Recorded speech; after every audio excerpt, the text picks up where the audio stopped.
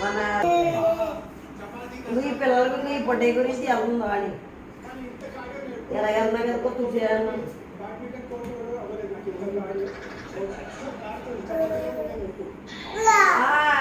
ఎసరప్పుడు ఎసర అన్నీ ఎదుర్కొన్నాడు గొప్ప డబ్బా అంత దులిపేస్తున్నాడు. అలా మూడుకుంది కాబట్టి ఆడుతున్నాడు. లేకపోతే ఎత్తుపా ఎత్తాపా ఇల్లు అంటారే ఇది ఎవరికి చేసుకోవాలి.